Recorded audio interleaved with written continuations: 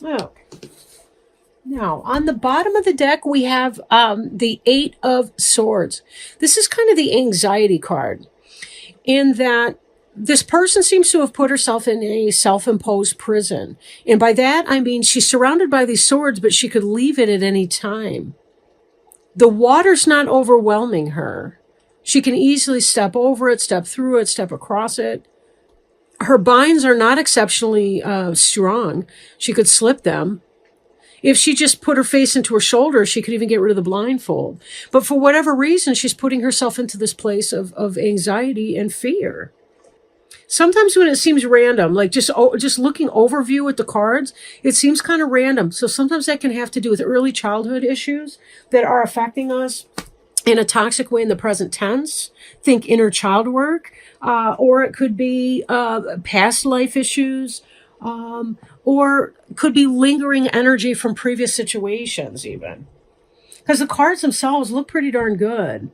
But it will mean that if this is your internal state, you will need to find some way to balance that out through positive energy, thoughts, behaviors, etc. Possibly talk therapy, anything that, or just talking to a good supportive friend who's encouraging, to get you out of your head a little bit, right? Now, this Knight of Cups energy, this has to do with someone, a possible water sign, like a Pisces, Cancer, or Scorpio, who comes forward in an offer of love. Again, this is a stream that can easily be crossed, waded through, what have you. But this is someone who's bringing love or information or something loving. Or it could even be that you're moving in a positive direction towards something that you do love, something that brings you joy. There's enough other cards in here that make me think, though, that this may have to do with a romantic relationship for you. So I really don't want to avoid that. And that could have something to do with this newfound anxiety you may be experiencing. For a lot of us, we learn how to relate to our mate based on the relationship between our parents or the significant adults bringing us up. So it doesn't have to be biological parents, could be mom and mom's boyfriend, our stepfather, or whatever that dynamic, right? So sometimes this type of anxiety is related to that. There has to do with a surrender of control that comes when we become involved with somebody. Now, the basis of the situation looks like a wedding bower. In fact, this even looks like 1111 if you check out these polls. 1111 is, it's a symbol of twin flame energy. If you're not sure what twin flames are, there are lots of videos out there. I'm trying to keep this video relatively brief. So, but that's something interesting that you can look up, would be what's the significance of 1111, and some of these numbers. They have to do with leveling up, spiritually speaking, moving up to your higher level. It has to do with spiritual ascension. So we see here in the middle of this Knight of Cups who comes bearing love to you, the King of Cups. The King of Cups, again, Cancer, Pisces, Scorpio. This is a person who is very loving towards you. Now, depending on your age, the King of Cups could indicate a father or father figure. But if you identify as a queen or as a king yourself, most likely this is somebody who's a partner. And again, it doesn't have to be homosexual, heterosexual, opposite sex, whatever. It's more about the energy. This is somebody who is very comfortable in the world of business, but comfortable with his or her feelings, and is loving towards you. Positive energy. This is someone who is marriage minded, and that could be scaring the hell out of you. If you have come from a family of divorce or unsettlement, parental abandonment, it can be very scary to you to be thinking, till death do us part with someone else. And the basis of the situation is this Four of Wands right here. And we also have on your heart, we've got this King of Cups person. So this person's making you a wedding proposal, it seems. And you're scared to death of it. You're going to be thinking. And if this card indicates anything, possibly overthinking. It's a good thing to know where you are and to assess things from a dispassionate point of view, to look at the world at large and see, what do I feel comfortable with? You're okay to say, that is to say, you have all the permission, all the capability in the world, if you need to do it, to slow down. and to say, that's okay, or I'm not ready to move in, or you can move in, but I don't want to get married, or you can have a key, but I don't want you to move in just yet, or I need space. You have the right to assert that. Whether you have the capability of asserting that or not, that's your personal stuff. But it may be helpful if you are having a problem speaking your mind to do that. Now, Libra doesn't tend, historically speaking, at least from the Libras I've known, you don't tend to be very shy about speaking up. But then again, there's something about getting married and romantic relationships that can mess us up, especially if we have had troubled relationships with our parents, or if our parents had troubled relationships with one another. We do take a lot of the messaging from our childhood. We internalize it to such a deep, deep level that it can affect us years later, even if everything else seems to be going just fine, like our business careers, and we make sense and we're not living chaotic lives and so on. Sometimes people say, will you marry me? And it freaks us out. And that can be a normal response, especially if we haven't done the inner child healing work that we need to do to kind of release some of the toxicity from other people that we in turn have internalized.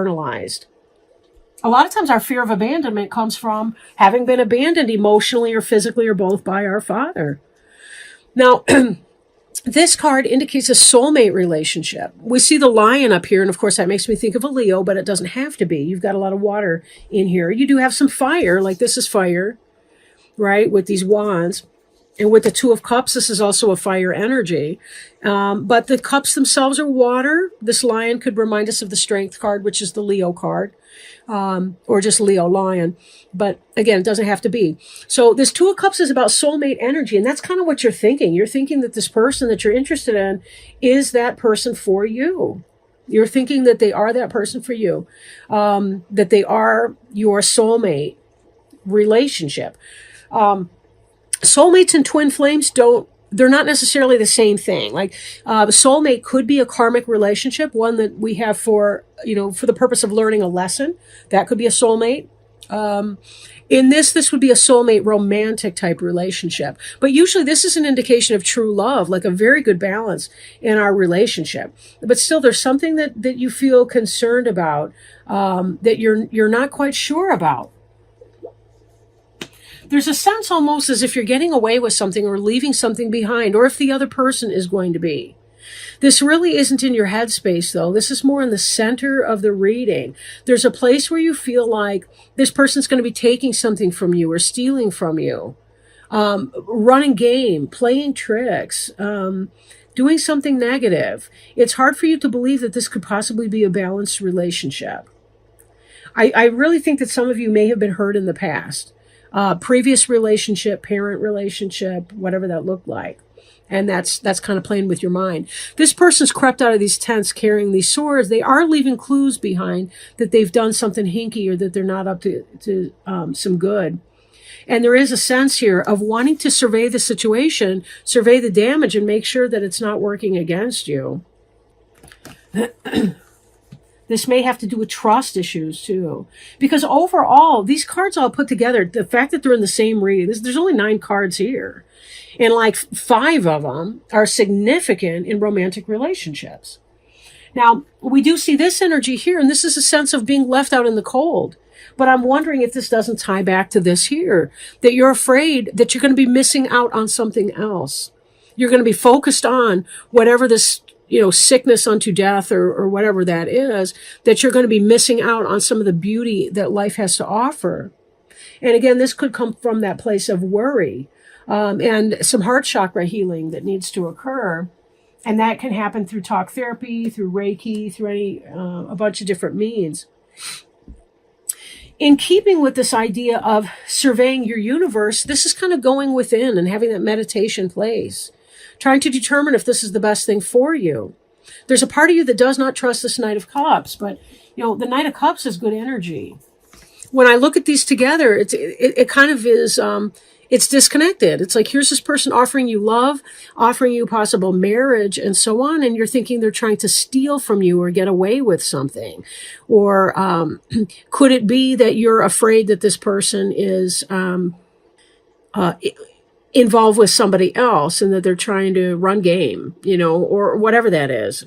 Some meditation may help you calm and relax and heal some of your pain from previous relationships that might be leaving you stuck and potentially missing out on a positive opportunity. Now, this Six of Pentacles up here has to do with generosity. Are you fearing poverty? Do you have a poverty mindset? Because this right here is about generosity. It's about give and take. It's a wonderful thing to see in a relationship because it would be, two people that sometimes you're the giver, sometimes you're the taker, but there's a good, healthy balance in that. The card in the middle, of course, would be the poverty mindset. And then this Four of Swords over here would be, I need to kind of take a rest and figure some things out. And again, that's a good position to be in.